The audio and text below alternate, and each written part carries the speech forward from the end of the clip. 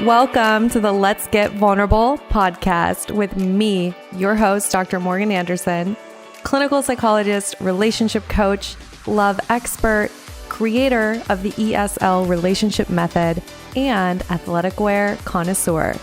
My mission is to help you raise your self-worth, have great relationships, and step confidently into the next level of your life. Each week, 2 episodes will air featuring expert advice, live coaching, and tips showing you exactly how to improve your life and attract great relationships. You deserve to feel empowered, secure, and loved. So buckle up and let's get vulnerable. Welcome, everyone, to the Let's Get Vulnerable podcast. We have a very special guest with us, the one and only Dr. Jessica Griffin. Welcome. So excited to have you. Hi, I'm so excited to be here. Thank you, Dr. Morgan, for having me on today.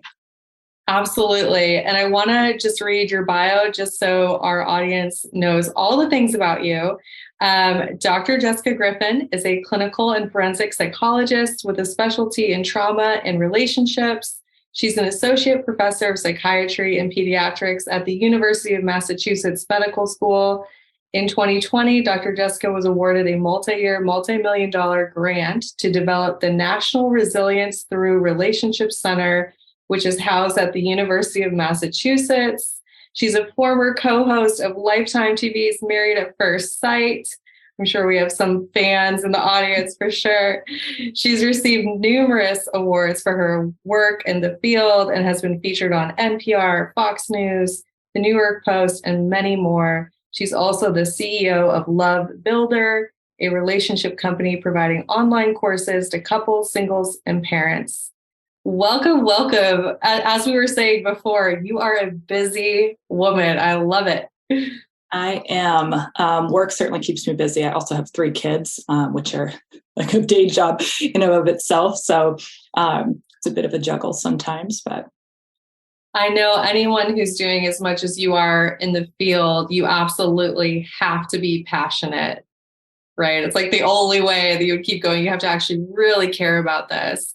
So I love that. And I want to just start there with asking you, what was it that brought you to the field of studying relationships and trauma, and clearly all this work you've done? How did you find yourself in this area?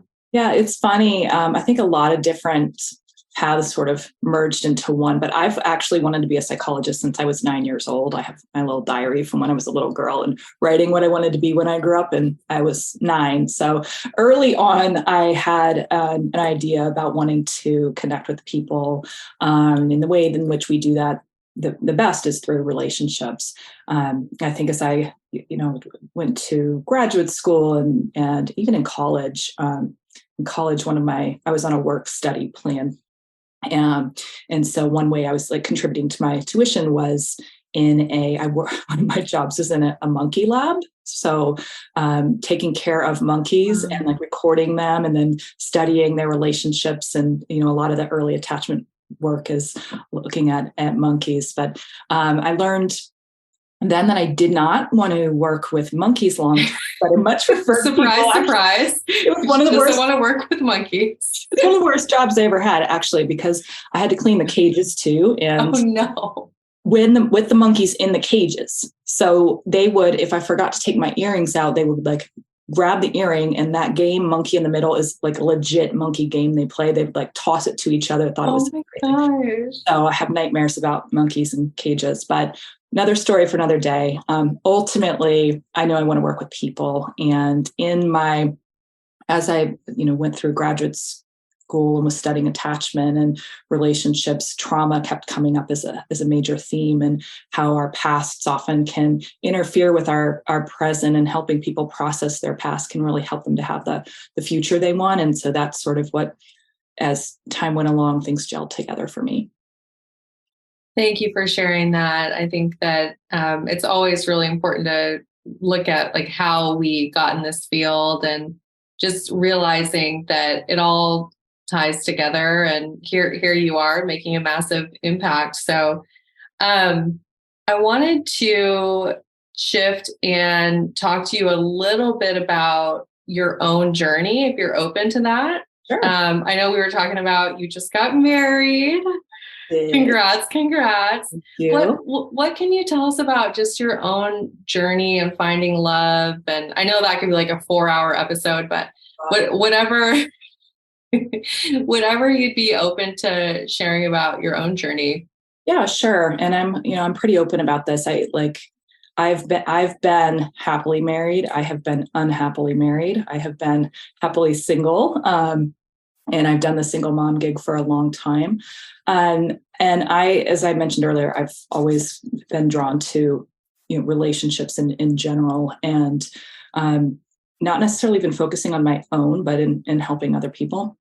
So in my 20s, I, fell in love. I was in graduate school, ended up getting married to the father of my 3 children. And it was one of those marriages that was good until it wasn't, and ended up, functioning, I think, more as roommates in a sense. And he's a great guy. He's a wonderful dad, but it wasn't ultimately the right relationship, I think, for both of us long term. But we ultimately knew that we wanted to prioritize our kids over anything. So as much as we may have disliked each other at certain points in time, we always made sure our kids were first. And so that's been really important to me as we've sort of navigated co-parenting, things like that. Anywho, after my divorce, I, dated here or there, but I really poured myself into my career and my work and my kids. And my kids were my full-time job plus my other things I was doing professionally. I got involved in Married at First Sight after I was doing a series of shows called 7 Year Switch. Yeah. And actually, my story of getting into television is a little different. And I'm not sure I've told this in too many places, but I'll tell you. So, and this is a long answer to your original question. I love it. I'm here for it. We are here for it. It's all connected. So my expertise is in trauma. I was at a child abuse conference on the West Coast. I'd been dating someone at the time, and he had a very close friend who worked in the entertainment business. And we were going to dinner with them, and we went out to dinner, had some sushi, hit it off with folks, and the guy I was dating, his best friend, asked if I would ever consider television. At the time, I had a full-time job at the university. I had 3 really little kids. I said, absolutely not. That's like not my thing at all. I do a lot of public speaking, but not ever that kind of thing. Local news, if like there was a tragedy in the area, that was about all I could handle. So he asked me, I said, absolutely not. And then he kept asking me after I went back home to Massachusetts and said, would you consider auditioning for the show? And he just kept pestering me about it. And finally, I'm like, look, I'll do this interview over Skype, audition over Skype. So I did it. And he's like, it'll just be a fun story you can tell your kids. So I did it. And it was I had to put my kids to bed. I did it at my dining room table over Skype. And the guy that was doing casting for me is like, that was great. I want you to come back in an hour, put a little bit of lipstick on and like loosen up, maybe have a glass of wine. I was like, what the heck is this? So I did. I put some lipstick on. I changed my clothes, came back, and I did it again. And that was I think on a Thursday night, and Saturday morning, I got the call that they wanted me to do the show. And I wasn't sure if I should do it or not. And I talked to my brother, and he's like, Jess, why not? Like, you need to shake it up. You're always worried about everyone else's lives. Start doing something for yourself. And so I jumped on a plane, got my kids situated, and went in, filmed the first episode of first season of 7 Year Switch, which is a show about couples who are really struggling with their relationships. And they had, I don't know if you've ever seen it, but they will essentially swap partners and live with a different spouse. Oh yeah. I watch all of these shows, Jessica. Okay. I'm a fan. So it's a little wild. So I ended up doing that. And that's how I got into working with the production company I was working with, and eventually doing Married at First Sight. And if you know or look at the internet or whatever. In the course of doing Married at First Sight, I ended up meeting John Francetic, who is now my husband. So it's a wild and crazy story. There's a lot of sort of behind the scenes with how that all went down. No, I was never seeing him in any sort of romantic sense when he was on the show. Yes. And I can talk more about how that progressed if there's an interest there. But anyway, he and I have been together for almost 5 years now, and we just got married in October after postponing our wedding twice.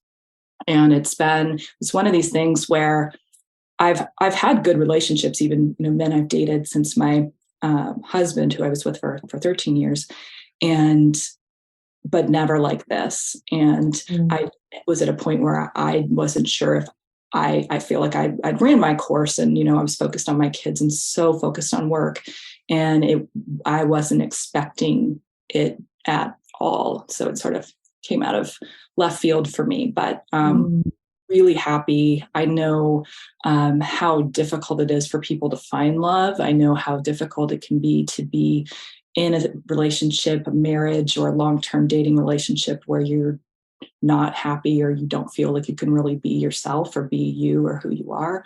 I've done that. I've had to make the painful decision to get a divorce, which is the last thing I ever thought I would do when I had gotten married in my 20s. And now I'm 45, and I feel like I can talk about the good, bad, and the ugly when it comes to relationships from my own personal experiences. Of course, I've coached hundreds of couples and people over the years in their own relationships. But you asked me to talk about mine, so here I am. Thank you. That was such a beautiful share. And I love the piece about sometimes we don't even know how good it could really be. So you said, I didn't know that it could feel like this. That's something that I really relate to too, of I, after doing my own healing, had secure relationships, but the partner that I'm with now, it's wow, I had no idea that it could feel this good, this easy, this fun. That was definitely not modeled to me growing up, and not something I knew even existed. So I really relate to you when you shared that. And I just think it's beautiful. Thank you. Yeah. And I am totally on the same page with you. It wasn't modeled to me either. And I also know, gosh, it really can feel this good, and I really can be myself. And, I hope that can give hope to other people too. And that it's, even if you're not in the relationship you're in right now, or you're not feeling the way that you want to, there is always hope for people, and you can find love in really wild ways.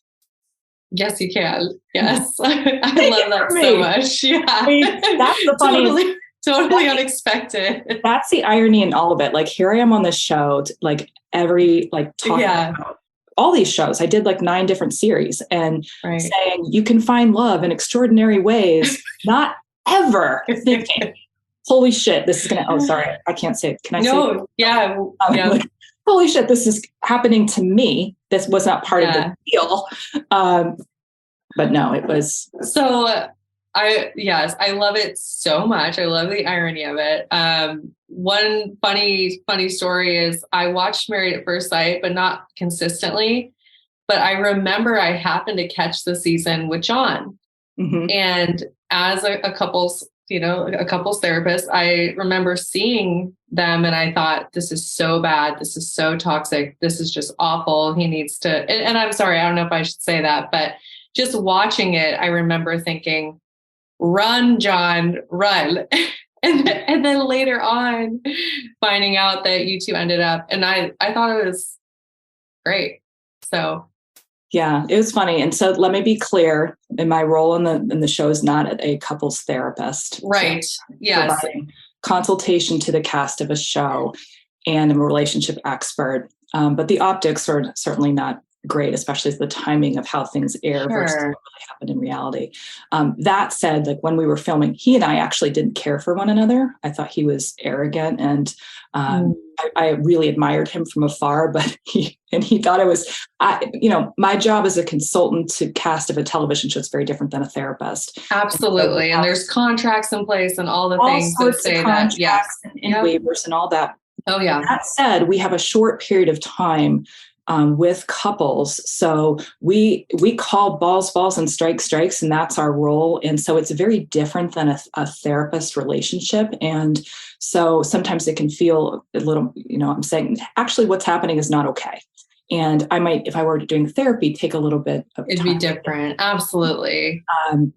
And so I think probably for both of them, they didn't want to work with me during that time. But it's the thing that people don't, I think, fully appreciate about the show. And, Molly's taken so much heat over the years, which is unfortunate because there's so much to the backstory that people don't know.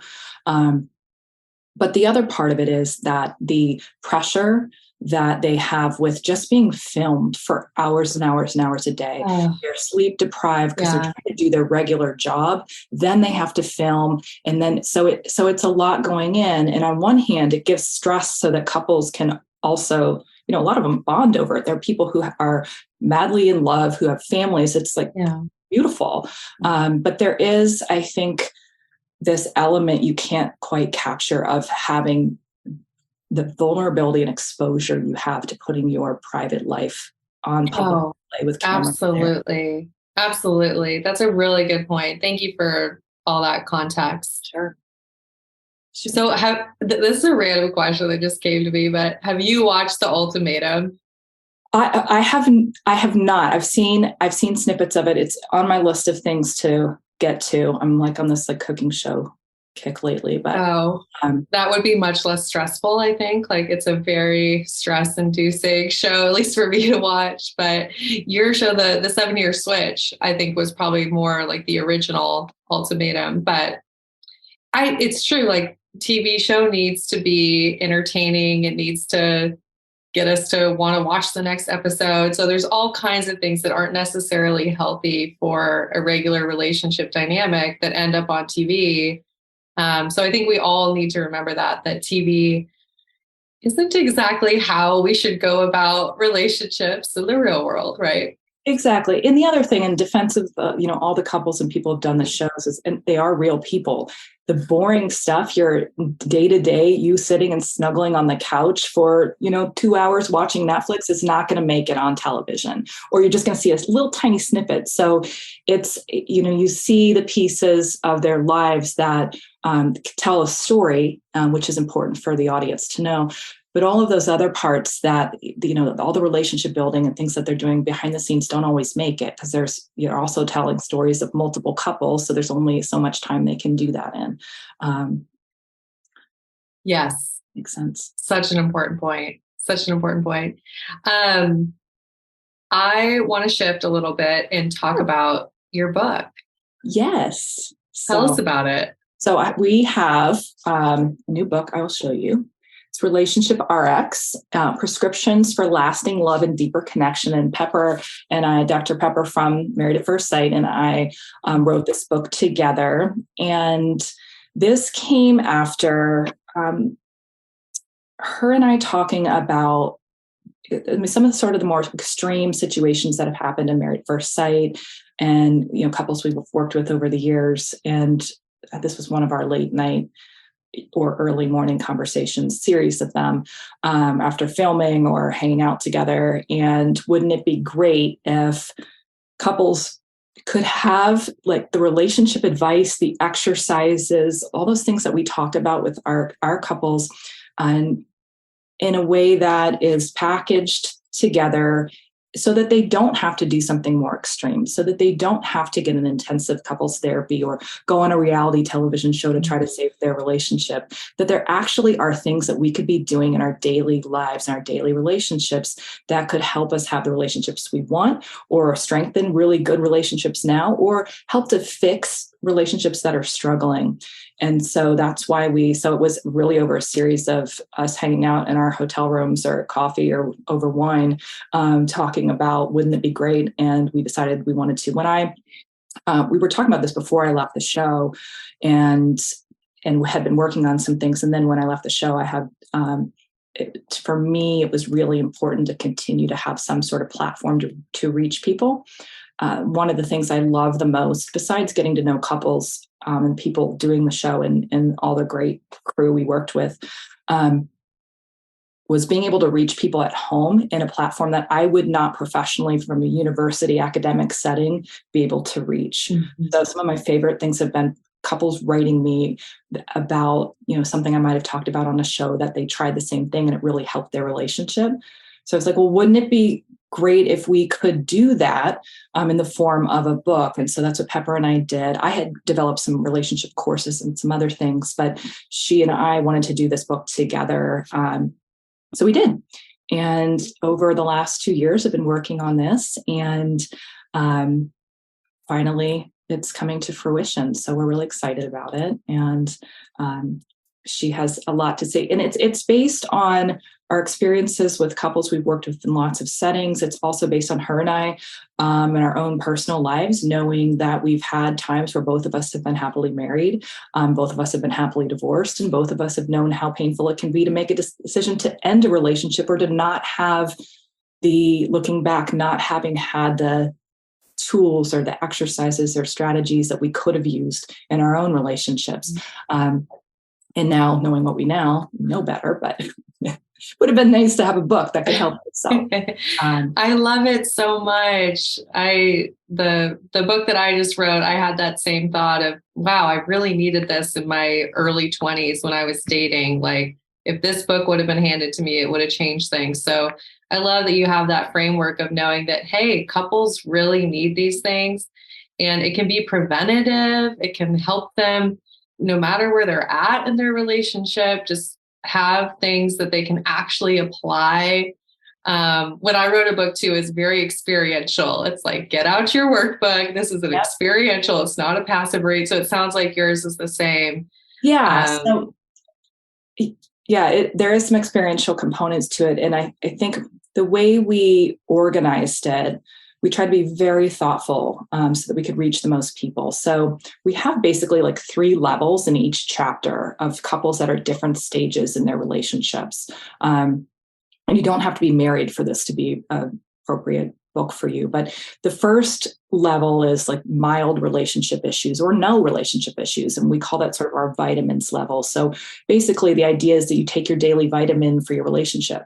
And here's some things that you could do every day or every week just to keep you strong and healthy in your marriage or your long-term relationship. And so you'll meet a couple in each chapter. You meet 3 couples. So the first couple will be a couple that's doing all right. Maybe they have a couple blips here or there, but they're doing pretty well. But both of them would love to be happier or have a stronger connection. So there's some strategies we'll use there. The second tier would be couples who are having more moderate difficulties in their relationships. Maybe they're not headed to divorce court, but they're struggling, and there's been some issues that have come up, and they're at what we call our medicine level. So we get more intensive exercises and strategies for couples that are really struggling there. And then the last level is people with severe relationship problems. And this is our CPR level. And this is where we focus less on this set of couples, other than to suggest different types of professionals to work with, different resources, exercises that can help sort of keep things together until they're working with professionals. But this is where we conquer things like addiction, extremely toxic relationships, that type of thing. People who have been talking about divorce where there's significant infidelity, that would be at that CPR level. So in each chapter, we talk about a different theme: trust, sex, children. Each chapter's got a different theme, and then you meet 3 couples at each level. So one couple that's doing pretty well when it comes to bedroom activities, but they, of course, wouldn't mind spicing things up or trying something different or preventing issues from happening down the road. The second couple maybe having some issues there or not on the same page when it comes to sex. And then the third couple is really struggling, and this is where maybe there's an addiction or infidelity. So there are exercises that go with each chapter that are easy things that you can do at home. You don't have to see a therapist to do these exercises. And that's the idea, is that most couples will wait an average of 6 years until things are so far gone to seek professional help. So what if you could get help sooner? And maybe there's things that we could all do in our daily lives that could help to strengthen our marriages or relationships. So that's the overall premise. Well, I know everyone listening is ready to buy this. Where can they get the book? So you can get it through your Amazon outlet, Barnes and Noble, other booksellers, wherever you buy your books, you can access Relationship RX. And I will certainly link to it on my Instagram several weeks. And also through our publisher, Rowman and Littlefield. Great. On their site. We'll have it in the show notes too, so you can find it. I am just so excited for people to have this resource. As you were sharing about this, a question for you came up for me. I would love to know, what is something that you and John do as a ritual or a practice that you really love that helps you maintain connection as a couple? Such a good question. There's a lot of things we do. I'll give you one or two. So the poor guy, like he's like been the guinea pig for all my stuff. He's like, seriously, what are you doing? Are you Dr. Jessica mode, or where are you? What are you doing? So good. Sorry, I just need to try this out, honey. So one of the things, actually, it's really important to me. So I have shared parenting with my ex-husband, and so we have a pretty schedule where they're with me about 50% of the time, sometimes more. But when they go with their dad, one of the things that John and I do is we usually go out for a date night. It's just sort of a nice transition for him and I, because when my kids are here, I'm in mom mode. And yes, he's at the top of my list too. There's 3 of them and they're loud and they have all their sports and all this stuff. And so it helps us to focus on one another. So we always do some sort of date night. Whether it's like yesterday, we got pedicures and went out for dinner, but like, I love a man that will get a pedicure. That is amazing. And he's funny because we'll talk about, okay, now I'm TMI, but, I told him, I'm like, listen, the only color, like, I don't think I can wrap my head around you having like red toenails, pink toenails, or he's like, what about purple? I'm like, not lilac color, but maybe like dark purple. He's done like blue when we've traveled, or like nothing. But, oh my gosh. I love it. He's such a goof. So I love it. It's fun. Yeah. So that's one thing that we do. I think that's really important for us. We're both very active people physically. So we do like working out together, hiking, making sure that we're going outdoors. Our number one go-to though is traveling. We love to travel together and try new places, and we'll sort of take turns at, where do you want to go? Like Montana. Yes. On the list. We were talking about, yes. Go to Yellowstone. Yes. Yeah. Yellowstone, would love to see that. So that's something that we do. I think over, it's having him coming into a situation where I'm established, I'm, successful. I have 3 kids and we've had our own routines, and having to like learn, going from like bachelor, living in Boston with, the number of women he was dating was like lined up down the Mass Pike. Like he had a very different lifestyle before me. And I was very clear on, this is what you're signing up for, dude. So coming in, we've had to sort of work things out over the years, as far as, I've had to give a little, he's had to give a lot, and to make it work. But, and then when the kids come back, we do like pajama night, and we all watch a movie and pick out, what movie we're watching together, or play a game or something like that. We'll do some sort of like reconnection activity. I love this. I love that so much. It's like, it doesn't have to be this big, elaborate practice that you develop. It's these small things that done consistently really add up over time. Yeah, absolutely. It doesn't have to be this exactly super expensive thing. It doesn't have to be, Valentine's Day is coming up. It doesn't have to be the grand gesture, right? It could be like a Yeah. coupon book you make for your significant other, or it could be some of like our best memories. We were just talking about this actually. Going camping, which like doesn't cost a lot, and it rained, Yes. where some people will be like, oh my God, it's raining. This is terrible. And it was like so fun. We just like hung out in the rain in the tent, made a cheese plate on like turned a cooler upside down. I So there love are it. things you could do without having to like spend a lot of money. And things that you can do on a daily basis that can keep you, kind of. Yes. Yes. And this idea of two established people combining their lives. I went through that with my boyfriend as well, who's also a bachelor. When I moved into his house, he did not have a kitchen table. Swear to God, there was What no was kitchen he eating table. his food on?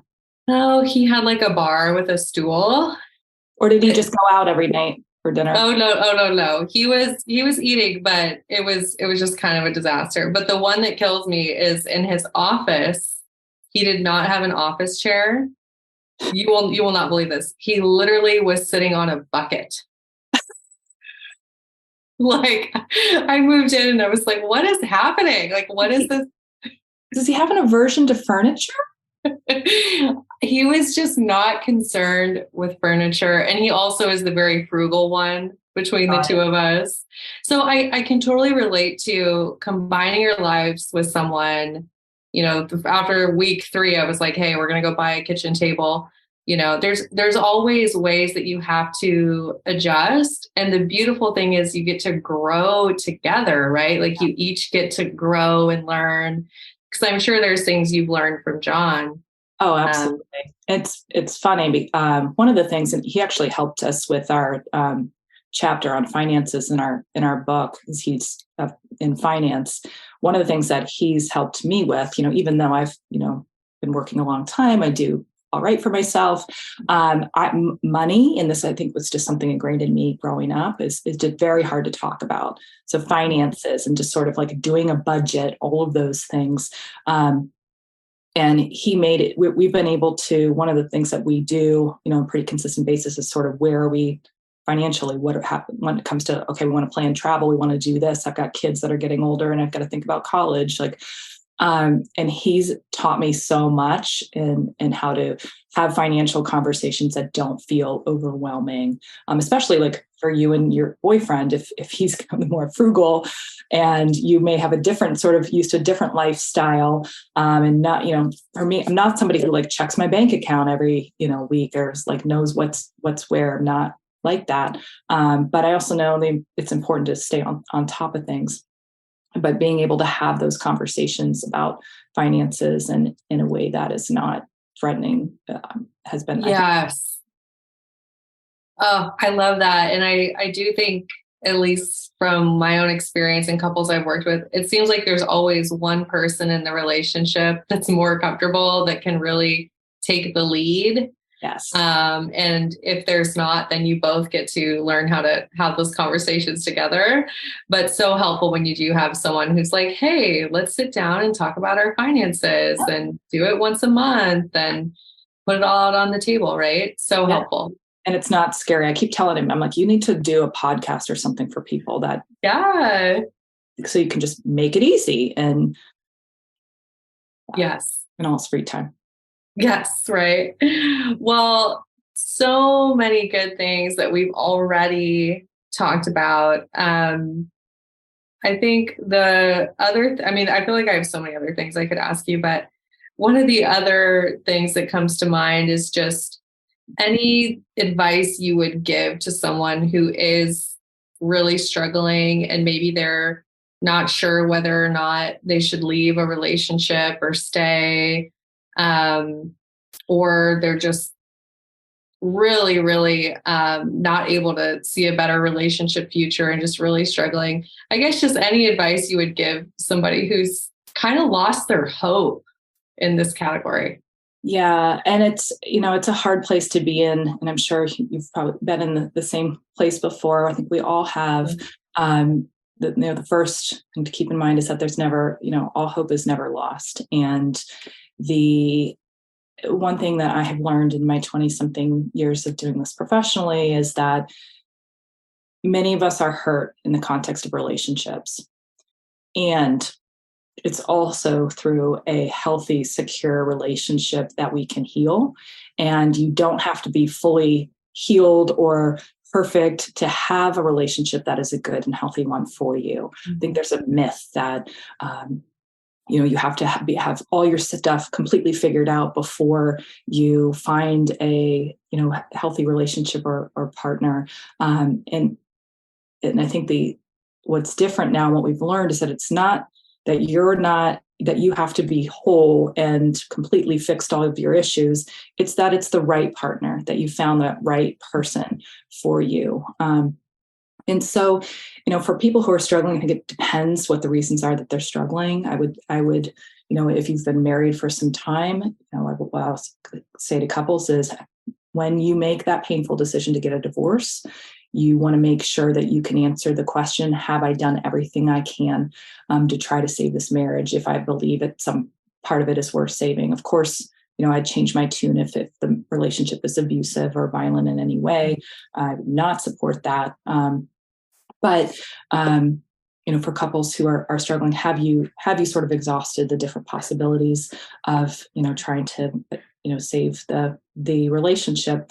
And then there's sometimes where relationships are that isn't the relationship that's worth saving. And in fact, staying in that is preventing you from being with somebody who truly is a better partner for you. And so, keep in mind that hope is not lost. It's through relationships that we can heal, and you don't have to be perfect and have all your issues worked out. I think for a long time, every self-help book I would pick up in my 20s and 30s was like, you've got to figure yourself out. Don't ever be codependent. Oh my gosh, you're so right. No, it's a myth, dude. It's not, it doesn't work like that. And it's with the right partner where you can actually really grow and be who you are. And I will talk, and I feel this way myself personally too, is finding the person where you can be yourself, where you don't have to sugarcoat it. Of course, when you're on your first date, you don't need to tell them everything. Everything, yeah. But ultimately where you can be who you are, don't feel like you're being judged for it, and you can pay attention to sort of how you even feel in your body when you're around that person. So different from butterflies, but do you actually feel like I can exhale with this person? Or do I feel like I'm constantly tense and on my guard? And pay attention to those signs too. Because if you feel like you're in a relationship where you consistently feel like you can't physically relax your body's trying to tell you something. That's such good advice. I love this so much. I think that myth that you have to be fully healed is just such a way to try to sell things, really. What I would say is we have to acknowledge the ways that we need to heal and kind of have that awareness. And then I think also say, I'm going to take ownership for my healing. So it's not like I'm going into the relationship and expecting the other person to do it for me. So I'm taking ownership of my role.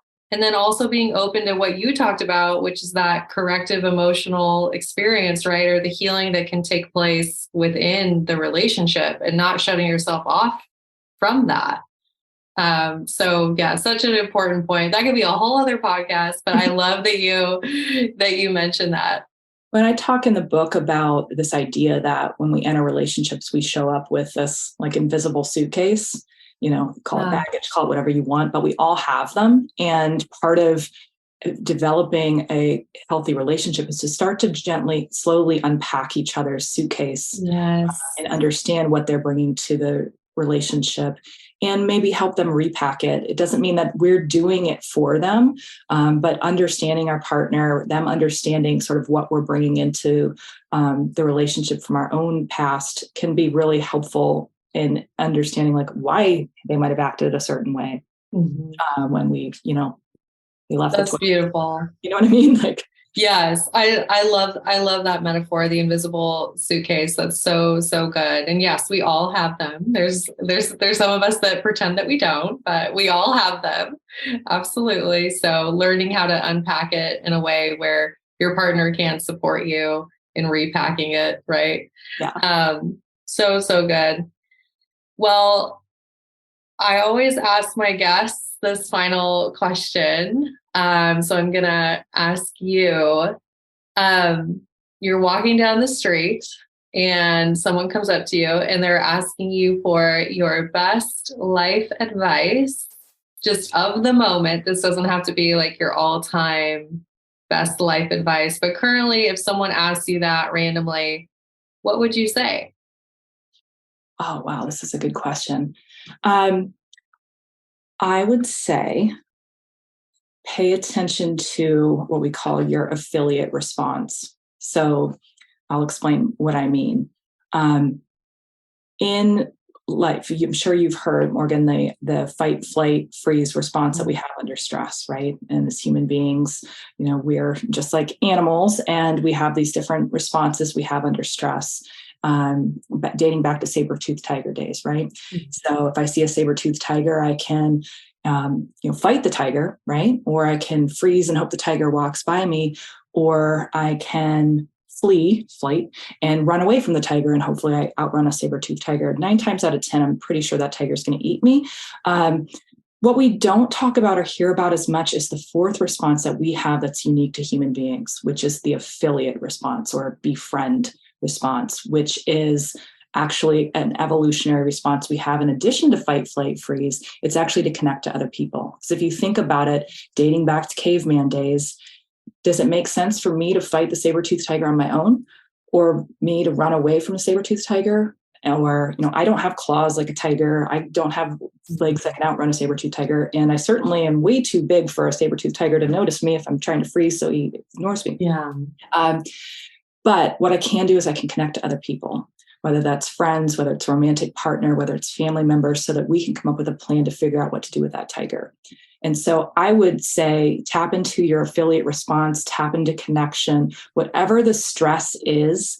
The way to prevent that stress from becoming toxic to your physiology, to your relationships, is through connection. And so whatever you can do, especially in this sort of post-pandemic life, to learn to reconnect to people and reach to people, to take the time to do that, because it ultimately is through relationships in which healing can occur, but also in way we can really buffer the impact of stress on ourselves. That's so beautiful. I love it. I think that is not talked about. So thank you so much. I think people are going to really take that to heart. Sure. Well, thank you. Thank you. I appreciate you talking to me. Yes, this has been such a fun, I know, such a fun interview. I have just loved this conversation, and I'm definitely here cheering you on. Can't wait for everyone to get your book. Yes. If people want to connect with you, obviously they're going to get your book, but if they want to also connect with you, what's the best way? Probably through Instagram is a good way to do that. So you can message me on there. I just have to get better about looking at my messages on Instagram. It can get so overwhelming. I know. It is. It's so overwhelming. And I'll get, like, if I post something, I'll get like 100 messages. I'm like, I'm sorry, you guys, I can't see all of these. And to pay attention to my kids' basketball game. I know. I also, my website, I need to update, but it's drjessica.com. There's a way to connect with me there, and it will loop to send me emails through that. And that's another good way to connect. Amazing. I'd say those two ways. Amazing. Well, everyone, when you get the book, make sure that you tag Dr. Jessica, let her know all your amazing feedback, and tell her how much you appreciated this episode. So thank you once again for coming on. It's been so fun. And of course, both of us are wishing you all high self-worth and great relationships. Yes, thank you. Take care, everybody.